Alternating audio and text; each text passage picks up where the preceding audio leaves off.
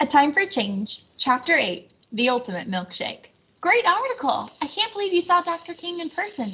Loved your piece. Walking down the hallway, Amari couldn't believe how many students came up to congratulate her. The Battery Heights High School Gazette had come out the previous day, and much to her surprise, lots of people had actually read her article. She was so excited. Even juniors and seniors stopped her in the hallway to ask, "Hey, aren't you Amari Johnson?" She felt like a celebrity when just a short time before, no one knew who she was. Mrs. Morgan, the school newspaper advisor, stopped in to see Amari while she was eating her lunch. "Well, young lady, I don't think an article has caused this much buzz in our school paper since Rosa Parks refused to give up her seat years ago. I do hope that you will continue writing articles for us. You have the potential to be quite the journalist. Be sure to come to our next meeting after school next Tuesday when we plan the topics for our next issue." I'd love to join you," Amari stammered. "Thanks, Mrs. Morgan." When Mrs. Morgan left the cafeteria, Amari's friends at the lunch table high-fived her. Brianna commented on how she thought Mrs. Morgan was fierce. Anna said she thought Mrs. Morgan was a fashion plate.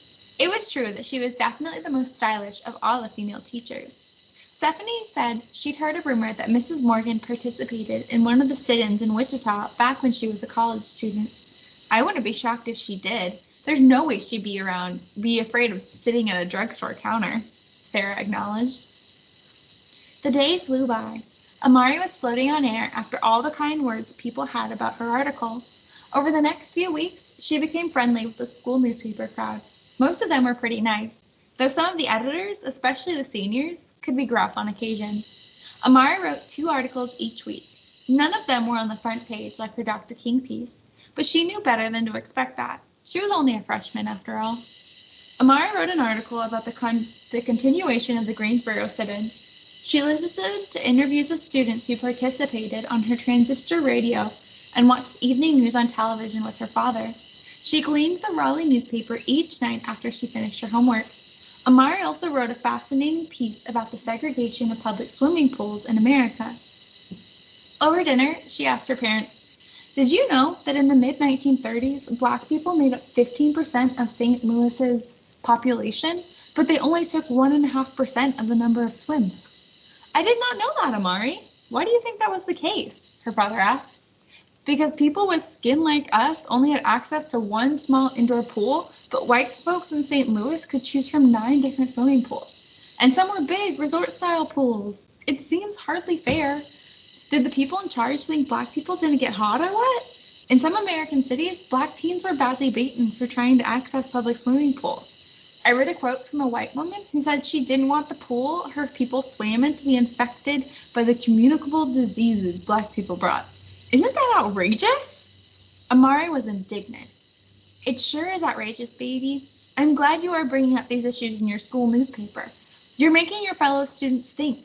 Maybe you could even write some letters to the powers that be about this issue," her mom suggested. "Good idea, Mom. But first, I have to get through my next article." A few weeks later, Amari and Stephanie were getting their afternoon candy fix at the sweet shack. Suddenly, 2 hands covered Amari's eyes. Amari screamed out loud and started fidgeting like crazy. The hands gradually released her grip. Heart pounding, Amari twirled around. She was expecting to see some bullies or kids from another part of town.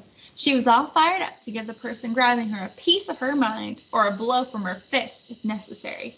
But then she saw her attacker. It was her big sister, Tamara. "Tamara!" Amari yelled. "You're home! You nearly gave me a heart attack. How did you know I'd be here?" She hugged her sister tightly. "Mom told me that you almost always come here after school. I thought I'd surprise you, and I guess I did." Tamara laughed as she mimicked Amari's reaction. "Want to buy me some Mike and Ike, sis? I left my purse at home." "Of course, Sam." Amari paid and introduced Stephanie to her sister. Then Stephanie went to the market on her own to do an errand for her mother. After going their separate ways, Tamara told Amari that she'd taken the early train from Washington that morning and had just made it home. Their dad had picked her up during his lunch break and brought her to the house. The sisters talked about the new house, Battery Heights High School, and their plans for the summer. Tamara said that she was going to be an intern with a cardiologist at the hospital close to Shaw. She would get to shadow the doctor on some days and help with paperwork and other jobs he needed done. Amari thought it was great to have Tamara home. She hadn't realized how much she missed having her around. Dinner conversations definitely became more lively.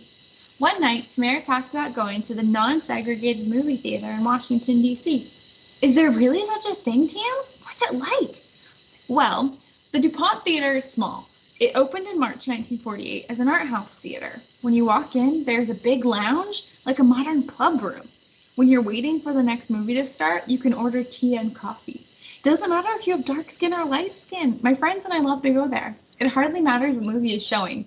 We give our money to the DuPont because we want to spread the message that all movie theaters should be integrated. Tamara smiled with a faraway look.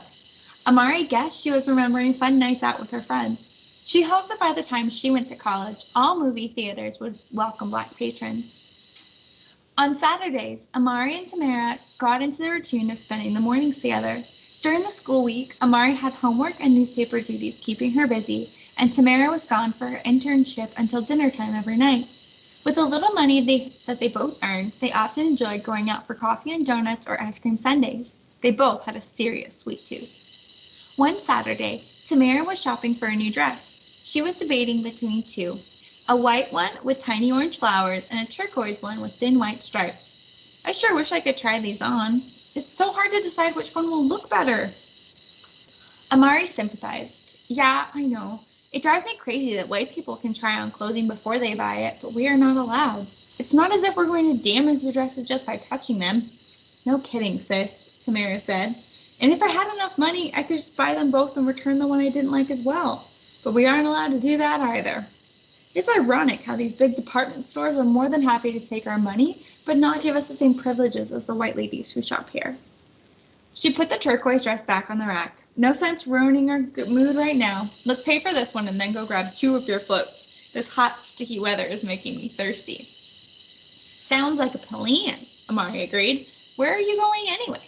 My boss told me about a great soda fountain run by one of our neighbors from Battery Heights. He said it's one of the nicest spots for Black folks, and it's very close to the main shops downtown. After a short, sweaty walk, Amari and her sister found themselves sitting at the cool marble counter. The soda fountain looked so inviting. The mirrors behind it were shiny. The stools were bright red, and the lady behind the counter was very sweet. Over their delicious, cool floats, Tamara gabbed away. She told Amari about the other girls in her dormitory. Her roommate, Rosemary, had a real sense of style and even sewed them matching bedspreads with fabric they picked out together. Most Saturday nights, there was a mix around campus. Are there any cute boys? Amari asked. Tamara laughed. Oh, yes, lots of them. Rosemary met her boyfriend at one of them. His name is Otis, and he's a super nice guy. But I've also met some great people at the NAACP Youth Council I joined on campus. Amari said that she'd been waiting to join one too. Tamara suggested that maybe she could share what her group was working on until Amari got hooked up with the local chapter herself. One late July evening, Amari was sitting on the sofa watching the evening news with her dad, while her mother and Tamara were finishing the cooking. The news anchor reported that the Greensboro sit-ins at Woolworth had finally worked. The lunch counter was now desegregated. Amari and Dr. Johnson whooped and hollered at the exciting news. What's going on, Lamar? Amari's mom raced out of the kitchen to see what was happening. When he told her, she and Tamara added some shares of their own.